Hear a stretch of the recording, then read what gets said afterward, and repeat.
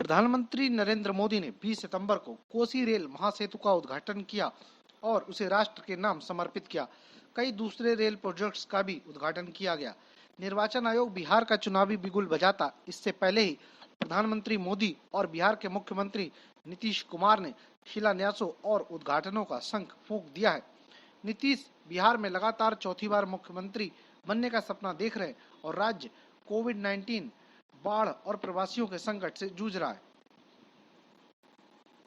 देश में कोविड के बाद पहली बार किसी राज्य में चुनाव हो रहे हैं और इनसे भारत में डिजिटल राजनीति का भविष्य तय हो सकता है। मीडिया और राजनीतिक दिग्गजों के एक तबके का अनुमान है कि इन चुनावों में एनडीए की लहर में तेजस्वी यादव के नेतृत्व वाले महागठबंधन का सुपड़ा साफ होने वाला है। लेकिन सच तो यह है कि एनडीए और महागठबंधन दोनों को अपने सहयोगी दलों के आपसी मतभेदों से जूझना पड़ रहा है। सत्ता में 15 साल रहने पर विरोधी लहर होना कोई बड़ी बात नहीं है। वोटर्स के दिलो दिमाग में एक शिथिलता, बोरियत सी घर करने लगती है। नीतीश कुमार महाराष्ट्र, हरियाणा और झारखंड का हाल देख चुके। इन सभी जगहों पर भाजपा को चुनावी डगर बहुत आसान लग रही थी, इसलिए नीतीश कुमार कोई जोखिम नहीं उठाना चाहते। यूं तो चौथे कार्यकाल का सपना देखने वाले कई नेताओं ने विधानसभा चुनावों में मुंह की खाई है।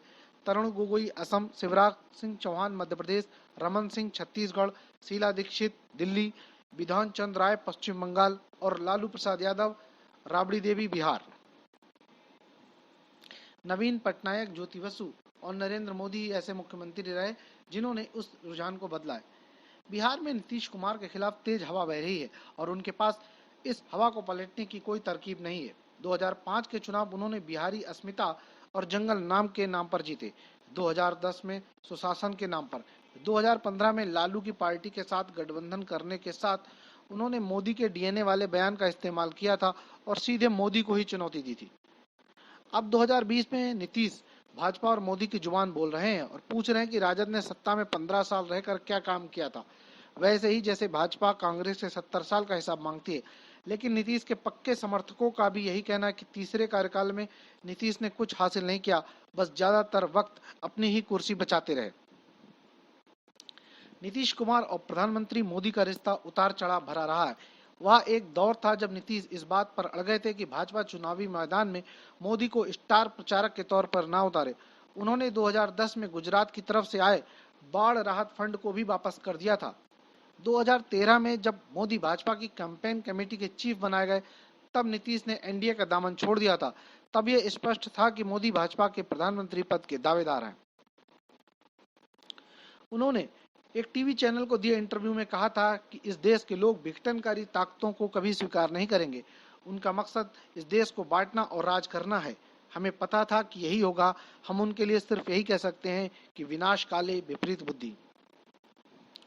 2014 में जबरदस्त हार के साथ जेडीयू को सिर्फ 2 सीटें मिली तो नीतीश ने लालू यादव से हाथ मिला लिया। इसके बावजूद कि लालू नीतीश के प्रतिद्वंदी तो हैं ही, उन्हें अप्रिय भी हैं।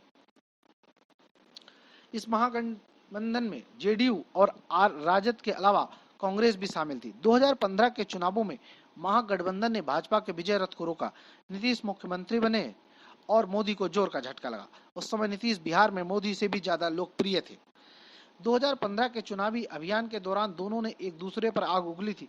एक रैली में मोदी ने कहा था कि नीतीश के राजनीतिक डीएनए में कुछ गड़बड़ है, तभी वह अपने राजनीतिक साथियों को बदलते रहते। बदले में नीतीश ने कहा था कि मोदी ने बिहार के लोगों का अपमान किया है। इसके बाद एक अभियान चलाया गया था जिसमें जेडीयू ने दावा किया था कि 50 लाख लोगों ने मोदी को जांच के लिए अपने डीएनए सैंपल भेजे हैं। नीतीश ने मोदी की नोटबंदी योजना की भी आलोचना की थी। उन्होंने कहा था कि केंद्र को हमें बताना होगा कि नोटबंदी से क्या फायदे हुए। जब दुनिया में कहीं भी कैशलेस या लेस कैश अर्थव्यवस्था काम नहीं कर पाई तो भारत जैसे देश में कैसे काम करेगी। 2017 में जब लालू और उनके परिवार पर भ्रष्टाचार के नए आरोप लगाए गए तो नीतीश एनडीए में वापस चले गए। उन्हें इस बात का विश्वास था कि वह मोदी शाह को साबित कर सकें, उनके समर्थन के बिना वह भी जीत सकते हैं। 2019 में उन्होंने भाजपा से सीटों के लिए सौदेबाजी की। बराबर की सीटों यानी 17 पर चुनाव लड़ा और एक छोड़कर सभी जीती। हालांकि चुनाव नतीजे आने के बाद मोदी ने एक बार फिर उनकी अनदेखी की। जेडीयू ने सिर्फ एक सांसद को कैबिनेट में जगह देने का प्रस्ताव दिया। नीतीश ने कम से कम 6 पदों की मांग की थी, इसलिए इस पेशकश को ठुकरा दिया। उनका कहना था कि कम सांसदों वाली पार्टियों अकाली दल और पासवान की एलजेपी को भी इतना ही प्रतिनिधित्व मिल रहा है। भाजपा का मानना था कि जेडीयू के अच्छे प्रदर्शन की वजह मोदी का करिश्मा है। बिहार में 35% लोगों ने चुनाव के वक्त प्रधानमंत्री मोदी के पद के उम्मीदवार को महत्व दिया था, जबकि अखिल भारतीय आधार पर 17% लोगों का यह मानना था कि उन्होंने प्रधानमंत्री पद के उम्मीदवार को देखकर वोट दिया है। तो बिहार का औसत राष्ट्रीय औसत से दुगना था। लोकसभा नतीजों के बाद जब जेडीयू को कैबिनेट में मनमर्जी की जगह नहीं मिली तो कई तरह की अफवाहों का बाजार गर्म हुआ। ये बात फैली कि नीतीश एनडीए को छोड़कर अकेले विधानसभा चुनाव लड़ेंगे या राजद के साथ कदम ताल करेंगे। हालांकि जब भाजपा ने ऐलान किया कि नीतीश ही गठबंधन में मुख्यमंत्री पद के दावेदार होंगे तो दोनों पार्टियों के बीच तनाव छट गया। कई इंफ्रास्ट्रक्चर प्रोजेक्ट का उद्घाटन करते वक्त प्रधानमंत्री ने नीतीश को ही एनडीए का मुख्यमंत्री चेहरा बताया और उनकी वाहवाही की। प्रधानमंत्री मोदी ने कहा, प्रगति की राह में बिहार को आगे ले जाने के लिए मुख्यमंत्री नीतीश कुमार को बड़ी भूमिका निभानी है। हमें बिहार में सुशासन सुनिश्चित करना है। राज्य में पिछले 15 वर्षों के दौरान जो अच्छा काम हुआ उसे जारी रहना चाहिए। संभव है 69 वर्ष के नीतीश का ये आखिरी संघर्ष हो, इसलिए उन्हें इसमें जीत हासिल करने के लिए मोदी का साथ चाहिए। ये वही मोदी हैं जिनके साथ उनका लाग डांट का रिश्ता रहा है। मोदी की लोकप्रियता फिलहाल काफी अधिक है। कोरोना वायरस महामारी को काबू में करने में विफल रहने और सीमा पर चीन की घुड़कियों के बीच भी लोग उनसे खुश हैं।